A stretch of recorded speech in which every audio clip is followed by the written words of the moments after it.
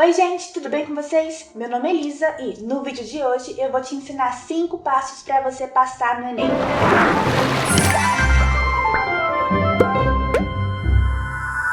Seguindo essas dicas, eu consegui uma média geral de 799 pontos no Enem deste ano e uma nota de redação de 940, que me colocaram em 5º lugar para Engenharia Civil na Escola Politécnica da USP. Vamos lá?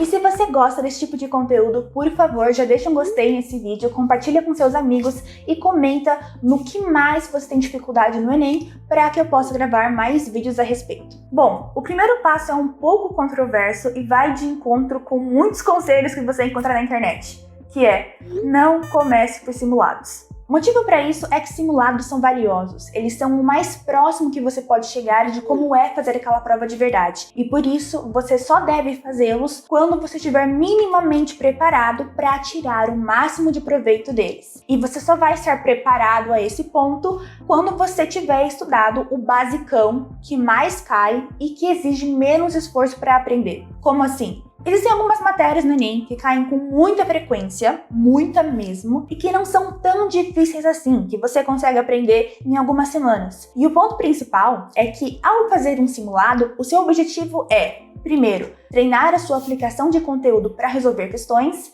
e segundo, treinar a sua resistência para conseguir ficar focado em resolver exercícios por 5 horas e meia. Se você ainda não sabe o conteúdo, você não vai conseguir treinar a sua aplicação desse conteúdo. Mas se você não sabe nem o basicão para responder as questões mais fáceis e médias, você também não vai conseguir treinar direito a sua resistência, porque você vai ou pular questões demais, porque você realmente não sabe como fazer, não sabe matemática básica, não sabe geometria, e vai acabar só gastando as questões mesmo, em vez de aprender a gerenciar seu tempo, saber quando pular, quando não pular. Ou você vai ficar tempo demais em cada questão e, de novo, não vai tirar um proveito bom daquele momento, porque você não tem como ainda saber o que vale a pena pular, o que vale a pena fazer. Então, como há um número limitado de Enems, é essencial que a gente faça simulados com cautela, sempre nos preparando antes para garantir que nós vamos tirar algo novo dessa prova, que nós vamos melhorar nossas habilidades.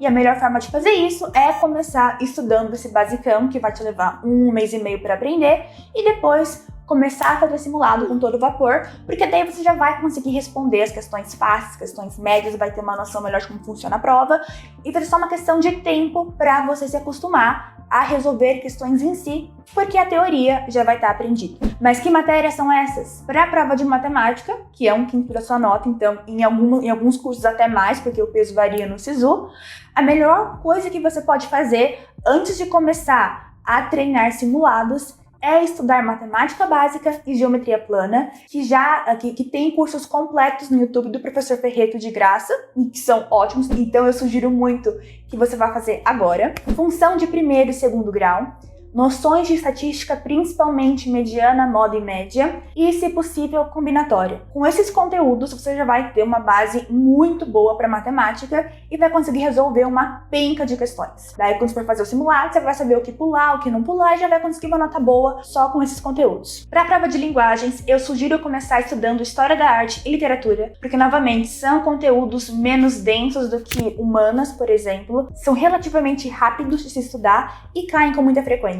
Tendo aprendido essas matérias, você vai estar preparado para, fazer uma imersão em linguagens do Enem para treinar sua interpretação e conseguir daí juntar características do romantismo com um texto, analisar como uma pintura tem a ver com dadaísmo. Mas se você não tiver essa base teórica inicialmente, é muito provável que você erre questões médias ou até mesmo fáceis, porque você simplesmente não tinha base teórica para saber o que foi cada período literário no Brasil, por exemplo. Indo na onda de matemática básica, aproveite e estude estequiometria para a prova de química, ou melhor, para as questões de química na prova de ciências da natureza, porque também cai muito e é algo que não vai te levar muito tempo para entender. E por fim, é claro, comece a estudar redação agora. Redação não é um bicho de 7 cabeças e exige apenas que você entenda a estrutura do texto modelo Enem e crie seu próprio template de redação. A partir do momento que você fizer isso, você vai estar apto para fazer várias redações. E claro, treine redação desde o primeiro dia. É 1/5 da prova,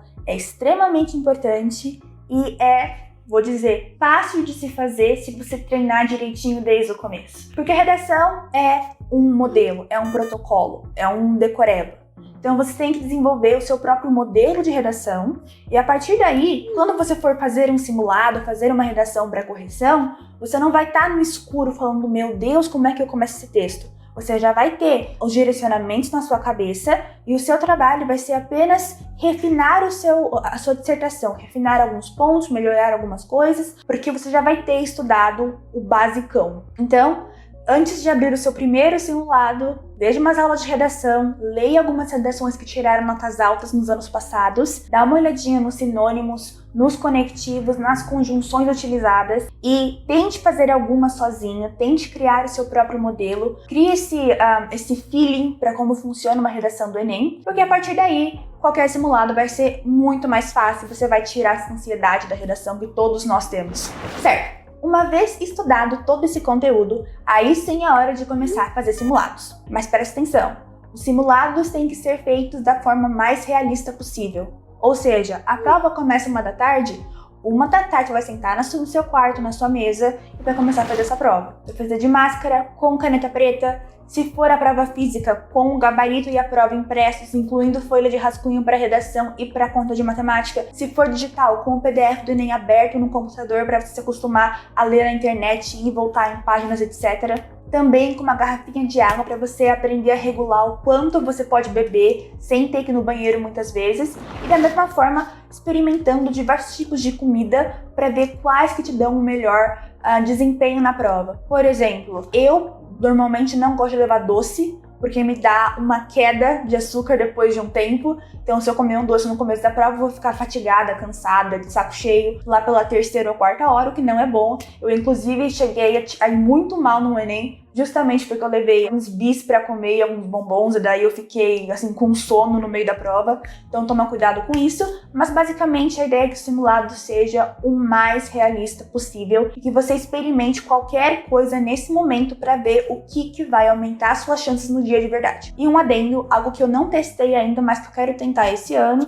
que é treinar um pouco de meditação antes do Enem. Porque quando você vai fazer a prova, tem ali uma meia hora, 1 hora de espera enquanto você entra na sala, aí fazem a chamada, aí dão as provas, que é um saco. Eu odeio ficar aquela 1 hora olhando pro nada, entediada. E pelo menos pra mim, meditar talvez seja uma forma de passar o tempo mais rápido e mais do que isso, de se acalmar. Inclusive, eu fiz o SAT ano passado, que é como se fosse um Enem americano, e eu tava muito nervosa nas semanas que precediam essa prova, e eu acabei falando com o meu instrutor de Kung Fu, que me aconselhou realmente, antes da prova, sentar ali na minha cadeira e meditar um pouquinho, que nem nós fazemos na aula, e me ajudou muito. Então, por mais que eu seja ansiosa e tal, eu vou tentar fazer isso também esse ano, pra ver se também melhora o meu desempenho e, mais importante, me faz ficar menos entediada naquela 1 hora infernal. O terceiro passo é ler ou assistir as resoluções de todos os exercícios que você errou. E daí vem uma questão importante. Você tem que ver se você errou porque você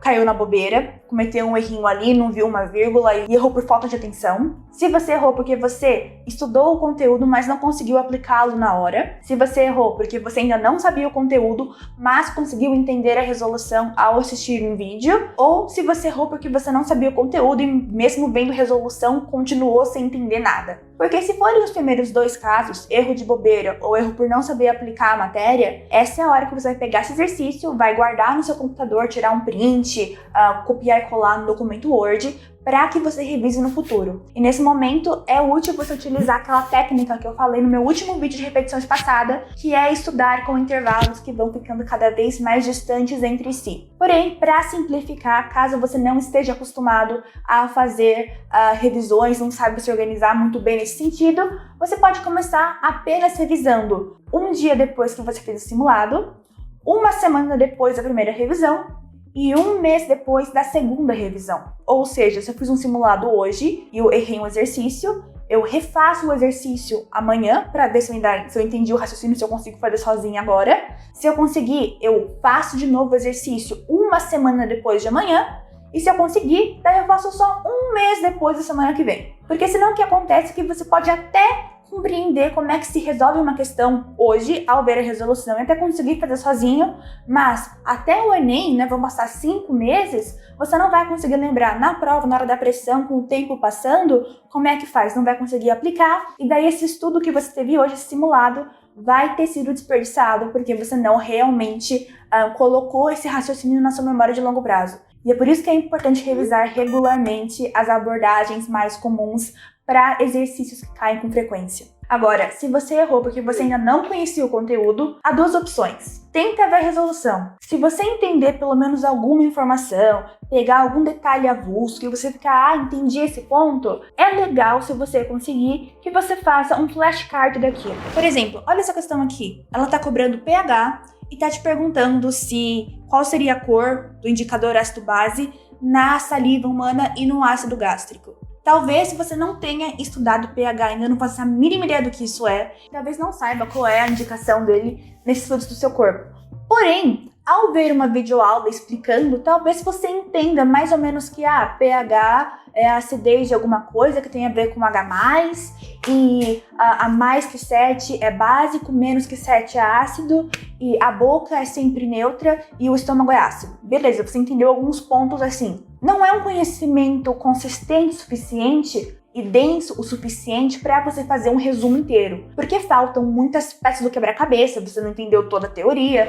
Porém, o que você pode fazer agora é um flashcard, perguntando assim, por exemplo, de um lado, qual é o pH da boca?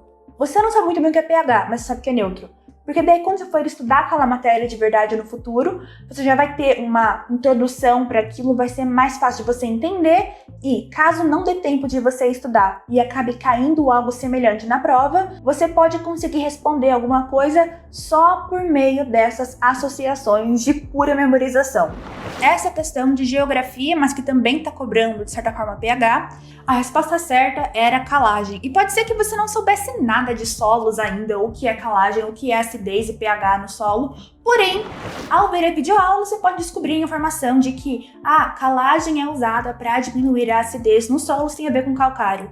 Coloca isso no flashcard, o que é calagem, ou o que é utilizado para diminuir a acidez dos solos. Porque isso aqui cai muito no Enem, e por mais que você não entenda nesse momento exatamente do que se trata, só de saber essa informação, você poderia, por exemplo, ter respondido essa questão, que foi extremamente direta. Da mesma forma, nessa mesma questão, valeria a pena, já que as alternativas são muito diretas, já pesquisar no Google rapidinho, só uma definição básica do que é hidroponia, do que é terraceamento, cultivo orgânico, rotação de culturas. Quando é uma coisinha muito básica, assim, vale a pena você estudar rapidinho só a definição da Wikipédia do Brasil Escola, para você ter uma ideia básica, fazer um flashcard, porque daí se cair, você vai ter um pouquinho mais de noção do que se trata, talvez consiga responder a questão de forma correta, sem ter de fato aprendido o conteúdo, o que pra gente que tá querendo estudar pro Enem a 5 meses da data é só lucro. Agora, e se você errou a questão, viu a resolução e continua sem entender nada, por exemplo, nessa questão de log, porque se eu não soubesse o logaritmo, eu iria ver a resolução e ia ficar assim, não sei o que está acontecendo,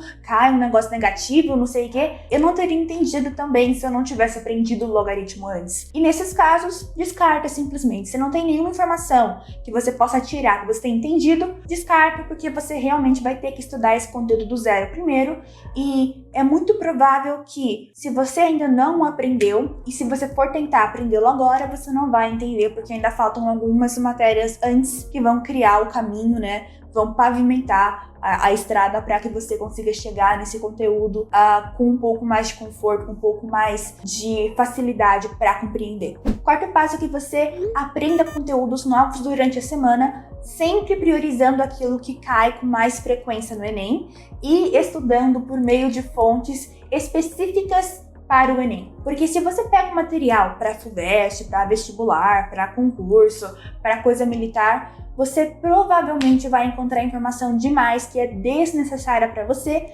porque o Enem costuma ser um pouco mais superficial e um pouco mais contextualizado e, de forma geral, diferente de outros vestibulares do Brasil. Então, se a sua meta for especificamente Enem, procure fontes didáticas específicas para o Enem também. E o quinto passo é, se possível, assine cursinhos online. Preferência algum que te dê correção para o Enem e mentoria, tutoria, etc. Esses cursinhos vão te dar uma estrutura muito boa para que você descubra em que ordem aprender as coisas e muito provavelmente também vão ter um cronograma de estudos intensivo até o Enem que vai te ajudar a se planejar. Além de ter uma comunidade que você pode trocar ideia com outros alunos e se sentir um pouco menos sozinho. Apesar que, para isso, você também pode falar comigo nos comentários que eu vou responder. Ao escolher um cursinho, é imprescindível que você procure algumas videoaulas gratuitas no YouTube primeiro, assista, tente fazer resumo com elas, ver se você se dá bem com o professor, se entende com a didática, gosta da lousa, para que daí você comece com um free trial, né, com um teste grátis desse cursinho para ver se você gosta realmente do estilo dele. Porque tem muitos cursinhos bons, só que nem todos são para todo mundo e é importante que você encontre aquele que explica da forma que faz mais sentido para você. Eu sou o tipo de aluna que quer algo bem compartimentalizado, com título, subtítulo, tópico, detalhe. Eu gosto desse tipo de coisa, de uma lousa bem feita, então vale muito, muito a pena caso você tenha condições. E se não tiver, também dá para estudar tudo pelo YouTube, porque tem muitas videoaulas gratuitas de professores diferentes, que se você juntar, dá o currículo do ensino médio inteiro. Se vocês quiserem, eu posso tentar criar uma playlist só disso, todos os conteúdos do Enem, de professores diferentes, na ordem correta, para que vocês estudem gratuitamente pelo YouTube. É algo que a gente pode fazer também. Bom, pessoal, é isso por hoje. Esses foram 5 passos para você estudar muito bem para o Enem até o final do ano. Se você gostou, por favor, deixe seu like, compartilhe com seus amigos, comenta abaixo novamente que outros métodos você utiliza para estudar para o Enem e que outro tipo de conteúdo você gostaria de ver nesse canal. E fique ligado porque logo logo eu vou postar alguns vídeos sobre redação do Enem e sobre como revisar a matéria com o auxílio de planilhas, especialmente com planilhas do Google Sheets. Eu espero que vocês tenham gostado desse vídeo. Vejo vocês no próximo. Tchau!